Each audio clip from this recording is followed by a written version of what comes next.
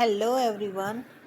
तो जैसे जैसे कॉमर्स एस्टेट का एग्ज़ाम ये कह रहे थे कि नवंबर में होगा, तो देखो नवंबर में तो चांस लग नहीं रहे हैं होने के, क्योंकि इतनी जल्दी फॉर्म भी निकलेंगे, फिर उनको सबमिट भी किया जाएगा, उसके बाद ही एग्ज़ाम हो पॉसिबल होगा। तो नवंबर में तो नहीं, लेकिन हाँ हमें अपनी तैयारी जो है वो जारी रखनी है, क्योंकि नोटिस आया हुआ है कि जितनी जल्दी हो सकेगा उतनी जल्दी ये स्टेट करवाने की कोशिश की जाएगी। तो उसके लिए हमारे पास एक पीजीटी कॉमर्स का जो एग्ज़ाम का पेपर रखा था, उसी से हम आपकी तैयारी क्वेश्चंस की करवाना स्टार्ट करते हैं। तो ये ऑब्जेक्टिव टाइप क्वेश्चन आपकी तैयारी में हेल्पफुल होंगे, और हाँ आपको पता चल जाएगा कि किस तरह से क्वेश्चन पूछे जा सकते हैं। तो जो फर्स्ट क्वेश्चन है वो है, निम्न में से कौन सार्वजनिक क्षेत्र की भूमिका नहीं है? तो which one is not a role of public sector? तो जो पब्लिक सेक्टर है वो इनमें से कौन सा रोल प्ले नहीं करता है? तो डेवलपमेंट ऑफ इंफ्रास्ट्रक्चर, इंफ्रास्ट्रक्चर के डेवलपमेंट करता है, बिल्कुल सही है। Development of profit earning capability, तो जो लाभ कमाने वाली क्षमता का विकास, जो हमारे पब्लिक सेक्टर्स होते हैं वो मेन मोटिव होता है, वो प्रॉफिट अर्न करना नहीं होता है बल्कि डेवलपमेंट करना होता है। तो जो हमारा ऑप्शन नंबर सेकंड है ये रॉन्ग हो जाएगा। उसके बाद है, विच one is a strategy HR initiative for managing shortage? कर्मियों के प्रबंधन हेतु मानव संसाधन की रणनीति पहल कौन सी है? तो जो ऑप्शन नंबर फर्स्ट है, reduce outsource work, employees training, switch to variable pay plan, and fourth है, subcontract work to another company. तो जो इसका आंसर आ जाएगा वो आ जाएगा हमारा option number 4, subcontract work to another company, दूसरी कंपनी को कार्य की उपसुविधा देना। कि जो हमारा कॉन्ट्रैक्ट है वो क्या है, सब कॉन्ट्रैक्ट वर्क किससे करवाना? दूसरी कंपनी से। तो ये क्या है, हमारी स्ट्रेटजी है HR initiative for managing shortage. उसके बाद है question number 73, which one is not A characteristics of coordination? Coordination की कौन सी कैरेक्टरिस्टिक्स नहीं है? तो फर्स्ट है, it is a continuous process. Continuous process है, बिल्कुल सही बात कही गई है, क्योंकि स्टार्टिंग से लास्ट तक हर एक पॉइंट में कोऑर्डिनेशन होना चाहिए। उसके बाद, it is responsibility of all manager, ये बिल्कुल बात सही है। It is an essence of management, यह प्रबंध का सार है, बिल्कुल सही, क्योंकि प्रबंध में, मैनेजमेंट में हमारा जो जो मेन है, अगर कोऑर्डिनेशन है तभी वो एक सक्सेस मैनेजमेंट होगा, नहीं तो नहीं होगा। इसीलिए ये कहा जाता है कि जो मैनेजमेंट है वो क्या है, प्रबंध का मतलब मैनेजमेंट क्या है, एसेंस है इनकी, या प्रबंध का क्या है, सार है। मतलब अगर मैनेजमेंट को हम शॉर्ट फॉर्म में कहेंगे तो उसे कोऑर्डिनेशन कहना गलत नहीं होगा। उसके बाद, it consider organisation goal and does not consider individual goal, इसमें संगठन के लक्ष्यों पर विचार किया जाता है तथा व्यक्तिगत लक्ष्यों पर विचार नहीं किया जाता। यह बात गलत है, क्योंकि इसमें हम अपने जो ऑर्गेनाइजेशन गोल है उनको भी और इंडिविजुअल गोल दोनों को ही कंसीडर करके चलते हैं। उसके बाद है क्वेश्चन नंबर 4, निम्नलिखित कथनों में से कौन सा एक कथन सही है? एकल स्वामित्व व्यवसाय के नियमन के लिए अलग से कोई कानून नहीं है। एकल स्वामित्व व्यवसाय के मालिक का सीमित दायित्व होता है। परिवार के सभी वयस्क सदस्यों द्वारा संयुक्त हिंदू परिवार व्यवसाय का नियंत्रण किया जाता है। संयुक्त हिंदू परिवार व्यवसाय के सभी सदस्यों का दायित्व असीमित होता है। तो देखो सही पूछा गया है, तो सही, एकल स्वामित्व व्यवसाय के नियमन के लिए अलग से कोई कानून नहीं है, यही होगा, क्योंकि एकल स्वामित्व व्यवसाय के मालिक का दायित्व क्या होता है, अनलिमिटेड होता है, लिमिटेड नहीं होता, क्योंकि एक ही सोल प्रोप्राइटर है तो उसकी क्या होती है, लाइबिलिटी अनलिमिटेड होती है। उसके बाद जो हमारा ज्वाइंट हिंदू फैमिली का दिया हुआ था सभी वह शख्स दशों द्वारा कंट्रोल किया जाता है, ये भी गलत है, क्योंकि सभी के द्वारा कंट्रोल नहीं किया जाता, सभी के में से किसी एक के द्वारा या फिर जो चुने नंबर है उनके द्वारा क्या किया जाता है, कंट्रोल किया जाता है।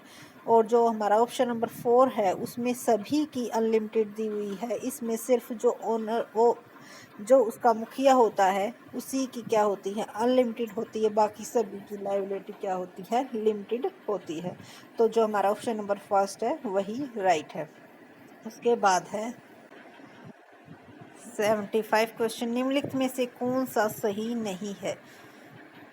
तो जो सही नहीं है वो चूज करना है। देखो किसी क्वेश्चन में तो ये पूछा जाता है कि कौन सा सही है और किसी में ये पूछा जाता है कौन सा सही नहीं है।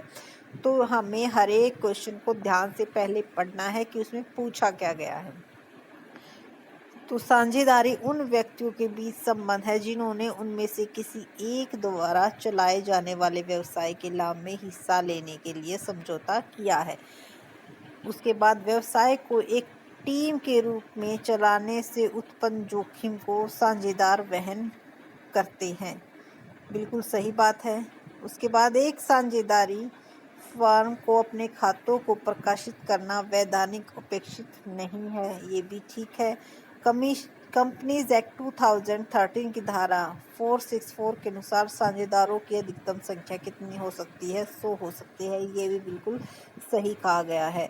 तो जो ऑप्शन नंबर फर्स्ट है इसमें क्या कहा गया था, साझेदारी उन व्यक्तियों के बीच संबंध है जिन्होंने उनमें से किसी एक द्वारा चलाए जाने वाले व्यवसाय के लाभ में हिस्सा लेने के लिए समझौता किया है।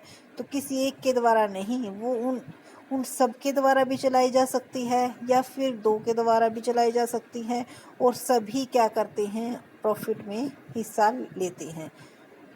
तो जो हमारा ऑप्शन नंबर फर्स्ट है वो क्या हो जाएगा, आंसर हो जाएगा। उसके बाद है 76 question, garden limited forfeited 450 share of 10 each, issued at a premium of 1 each, on which rate 8 including premium was called up and 6 include premium was paid. 350 of shares were reissued for 7 each as 8 paid up. What amount shall be credited to capital reserve account. तो जो capital reserve account है उसमें कौन सा profit आता है, sorry कौन सा अमाउंट आता है, उसमें वो अमाउंट आता है जो हमने शेयर क्या कर दिए हैं, री इशू कर दिए हैं, और उनसे जो हमें प्रॉफिट हुआ है वो हम किस में डालते हैं, कैपिटल रिजर्व अकाउंट में डालते हैं। तो इसमें क्या कहा गया है कि गार्डन ने 10 रुपये वाले 450 अंश थे जिस पर 1 रुपया प्रीमियम का जारी किए थे, यानी कि 11 रुपये का एक अंश इशू किया था, और टोटल कितने शेयर इशू किए हैं, 450।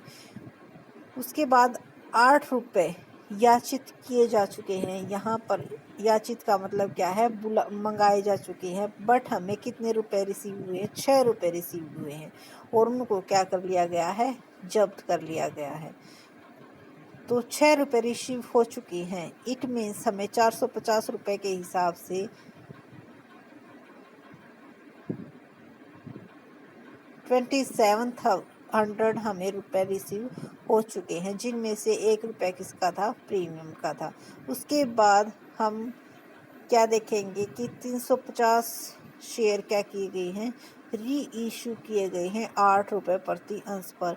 पहले हम इसमें से क्या करेंगे, 350 शेयर्स का अमाउंट निकालेंगे, फिर उसके बाद देखेंगे कि इनमें कितना प्रॉफिट हुआ है। तो जो अमाउंट आएगा उसको हम कैपिटल रिजर्व अकाउंट में डाल देंगे। इसमें हमारा जो आंसर आएगा वो आएगा 1400। यदि आपका ये आंसर नहीं आता है तो आप हमें कमेंट सेशन में ज़रूर बताइए, और अगर नहीं समझ में आता है तो भी आप हमें कमेंट कीजिए, हम इसे डिटेल में एक्सप्लेन करके समझाएंगे।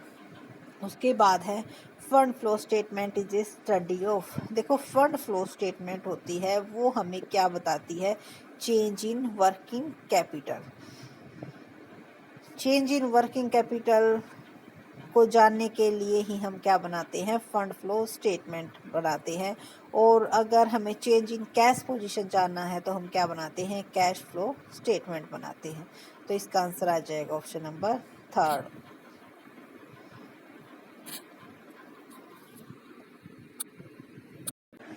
उसके बाद है एशिया के फर्स्ट स्टॉक एक्सचेंज 1875 में कहाँ सेटअप किया गया था। तो ये हमारा जो है मुंबई में क्या किया गया था, फर्स्ट स्टॉक एक्सचेंज सेटअप किया गया था। उसके बाद है 79th question, during a period of inflation, यानी कि महंगाई के दौरान a liability account which has a constant balance will show.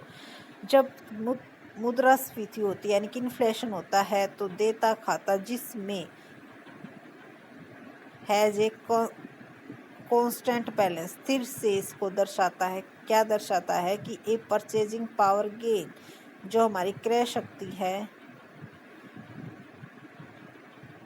यदि मद मौद्रिक देता हो, ए परचेजिंग पावर गेन हो जाती है if the item is a monetary liability. यदि हमारी मॉनेटरी लाइबिलिटी के आइटम्स होती है तो हमारी जो परचेजिंग पावर है वो क्या हो जाती है, बढ़ जाती है। उसके बाद है